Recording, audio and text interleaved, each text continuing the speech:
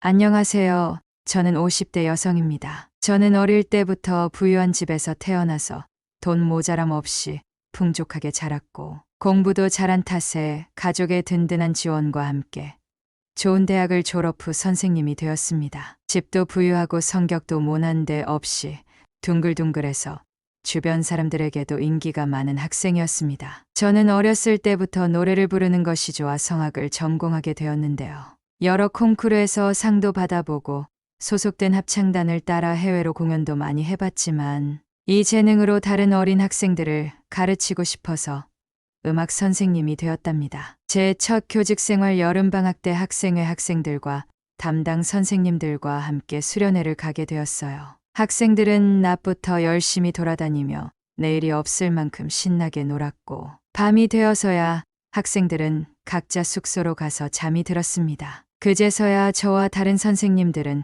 숙소 바깥 테라스에 앉아서 담소를 나눌 수 있었습니다. 담소를 나누다가 학주 선생님이 사오신 술과 안주에 자연스럽게 술자리가 시작되었어요. 외진 곳에 있던 숙소였지만 선생님들도 저 포함 10명이나 있었고 대부분 남자 선생님들이었기에 편하게 술을 마실 수 있었어요. 그 자리엔 임민준 선생님이라고 서울에 있는 유명한 대학원을 다니면서 교사 일을 하고 계셨고 대학원을 졸업하면 박사과정도 밟아서 대학 교수가 되는 게 꿈이라고 하셨어요. 그만큼 임 선생님은 실력도 좋으셨고 성격도 좋은 데다 키도 훤칠한 젊은 남교사여서 학생들 사이에서도 꽤 인기가 많았고 학교 내 여교사들에게도 인기 투표를 하면 1등을 할 만큼 좋은 사람이었습니다. 저는 그런 임 선생님을 동경했고 뒤에서도 미담만 나오는 그런 사람을 신뢰하고 존경했습니다. 그렇게 좋은 사람들과 술을 마시다 보니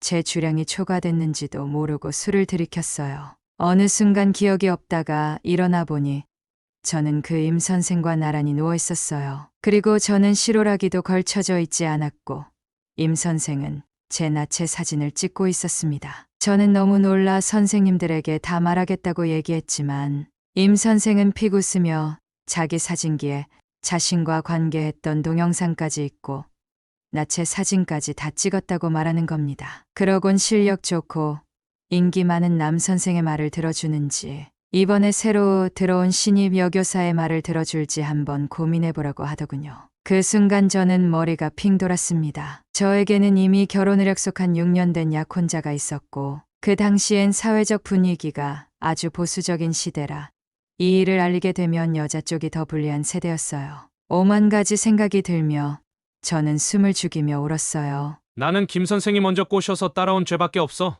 음흉하게 미소 짓는 임 선생을 보자니 제가 할 수 있는 건 아무것도 없다고 생각했어요. 그날 이후로 교직 생활을 하면서 임 선생이 제 사진과 영상을 다른 사람들에게 보여줄까봐 항상 불안에 떨었고 집에서는 알아눕게 되었어요. 게다가 이 일을 약혼자와 부모님께 말할 용기도 나지 않았고요. 몸 건강이 점점 나빠지자 저는 사직을 했고 그렇게 끝날 줄만 알았던 일이 커지게 됐어요. 원래 저는 생리 주기가 불규칙한 편이라 한 달 정도는 안 해도 그러려니 생각했었는데 이번엔 너무 오래 안 해서 병원에 혼자 가보니 임신이라고 하더군요. 그 끔찍한 밤을 겪고 생긴 아이였죠. 결국 저는 약혼한 남자에게 그만하자고 얘기를 꺼냈어요. 승철 씨, 저 이제 승철 씨랑 만날 수 없어요. 저 이제 승철 씨를 사랑하지 않아요. 그게 무슨 소리예요? 우리가 만난 지 자그마치 6년이 넘었어요. 저는 영주 씨 말고는 결혼을 생각해 본 적이 없어요. 제 말을 듣곤 약혼남 승철 씨는 무릎을 꿇고 오열을 했지만 저는 냉정하게 뒤돌아갔고 눈물을 흘릴 수밖에 없었어요. 그 뒤로 저는 아이를 지워보려고 노력했지만 새 생명을 그렇게 허무하게 꺼트리는 게 제 성격상 그럴 수가 없었어요. 우울증도 동반되면서 임 선생을 미워했지만 제 뱃속에서 꿈틀거리며 저를 위로해주는 것만 같은 아기를 절대 지울 수가 없더라고요. 사직 후에도 끈질기게 저에게 연락했던 임 선생은 제가 몸이 불러오자 자신의 아이란 걸 확신했어요. 결국 임 선생은 저희 부모님을 만나서 저와 상의도 하지 않은 채 결혼 선언을 해버렸죠. 부모님은 그야말로 놀라 자빠지셨어요. 결혼 전에 아이를 가졌다니. 지금은 신호위반이라고 하지만 그 시대 때는 여자 욕먹는 일이었어요. 부모님은 그 뒤로 알아놓으셨어요. 하지만 제 배는 점점 불러왔고 더는 지체하면 결혼 전에 애를 낳을 것 같아서 임 선생과 결혼식을 치르게 됐죠. 결혼식 전까지 저에게 계속 대화하자며 연락했던 약혼자 승철 씨에게 이제 그만 연락해달라는 의미로 청첩장을 직접 전해줬어요. 승철 씨는 그 청첩장을 받자마자 어린아이처럼 눈물을 뚝뚝 흘렸어요. 그리곤 제 배와 청첩장을 번갈아 쳐다봤어요. 그 상황이 너무 안타깝고 슬퍼서 저는 그만 펑펑 울고 말았어요. 영주 씨, 무슨 상황인진 모르겠지만 저는 영주 씨 포기 안 할 거예요. 저는 평생 영주 씨 사랑할게요. 결혼식을 치르며 축하해주러 온 손님들은 제 배를 보며 한마디씩 했어요. 얌전한 고양이가 부뚜막에 오른다느니 교직생활 사직한 이유가 있다느니 하면서요. 결혼식엔 승철 씨도 왔었어요. 저는 그렇게 부끄러운 결혼식을 마치고 임 선생과 부부 생활을 하면서 애도 낳고 시집살림이 시작되었어요. 세월이 흐르면서 부유한 저희 집은 부동산으로 점점 재산을 불려나갔는데요. 부모님은 외동딸인 저와 남편에게 재산의 일부분을 물려주기 시작하셨어요. 저는 딸을 낳고 여러 번 남편과 이혼할 방법을 찾았지만 항상 실패했어요. 이혼 사유가 없다면서 계속 반려된 거죠. 남편은 제가 상속을 포기하고 자신한테 넘기면 이혼을 해주겠다고 했어요. 그때 깨달은 거죠. 아, 이 사람은 처음부터 우리 집 재산을 노리고 들어온 거구나. 저는 가슴이 찢어질 것처럼 아팠지만 참을 수밖에 없었어요. 딸아이 결혼만 하면 부모님 떠나실 때까지만 이 사람과 살아보기로 했어요. 그 뒤론 제가 책임져야 할 사람이 없기 때문에 어떻게든 될 것 같았어요. 그렇게 시간이 많이 흐르고 딸은 성인이 됐어요. 그리고 딸은 남자친구가 생겼고 결혼까지 생각하는 것 같더라고요. 남편은 얼른 결혼시키자고 하더군요. 이유는 빤했어요. 얼른 출가회인이 되어야 자신이 재산을 다 받을 수 있을 것 같았겠죠. 딸의 남자친구와 그 집 부모와 상견례부터 시작해서 결혼식까지 일사천리로 진행됐어요. 제 딸이 결혼을 하니 부모님이 점점 연로해 가시고 건강이 안 좋아지셨어요. 게다가 아버지는 갑자기 뇌경색으로 쓰러지셨는데 적절한 조치를 받지 않아서 거동도 불편해지시고 병원 신세를 지시게 됐습니다. 어머니도 기력이 다하셔서 아버지를 돌볼 처지가 안 되셨고 결국 아버지는 그렇게 외롭게 떠나셨어요. 저는 어머니와 아버지께 불효만 했다는 생각에 눈물이 펑펑 나더라고요. 외동딸 하나만 보고 이쁘게 키우셨을 텐데 모르는 남자와 신호위반으로 결혼도 하고 결혼 생활이라도 행복해야 하는데 시름시름 앓으면서 남편에게 쥐잡히듯이 잡히면서 사니 부모님께 너무 죄송했어요. 어머니도 기력이 쇠하셔서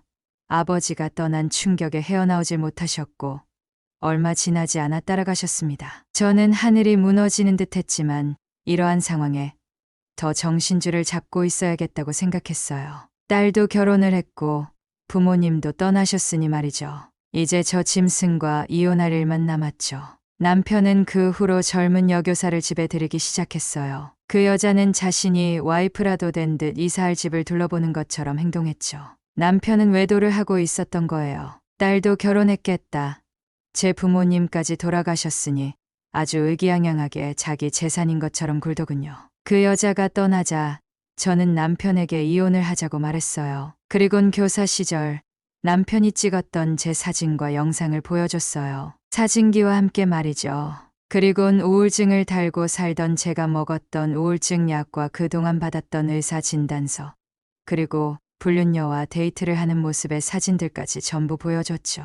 이미 이 자료들 들고 이혼 소송 시작했어. 당신에게 돌아갈 재산은 한 푼도 없을 줄 알아. 그 얘기를 들은 남편의 얼굴은 사색이 되더니 동공이 흔들렸어요. 그리고 저희 집으로 어떤 남자가 들어왔죠.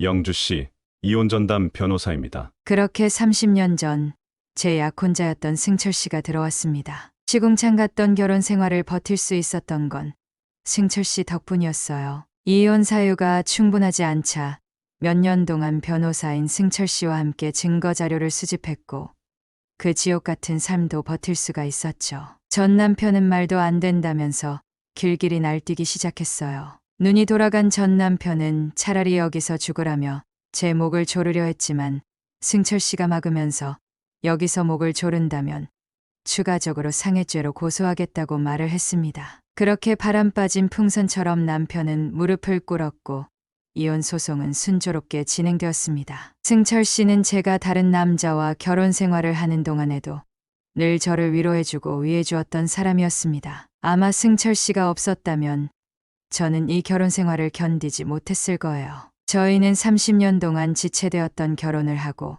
현재 남편은 아직까지 마음이 불안정한 저를 행복한 삶을 살 수 있게 도와주고 있습니다. 결혼 생활을 하던 딸아이도 그 소식을 접하곤 그동안 고생했다며 자신은 불효녀라고 무릎을 꿇으면서 펑펑 울더군요. 너는 죄가 없단다. 내가 살면서 너를 보며 힘을 내야겠다는 생각을 계속했어. 오히려 넌 나에게 힘이 되어준 사람이란다. 저희 가족은 그 뒤로 정말 행복했답니다. 권선징악 그 자체였죠.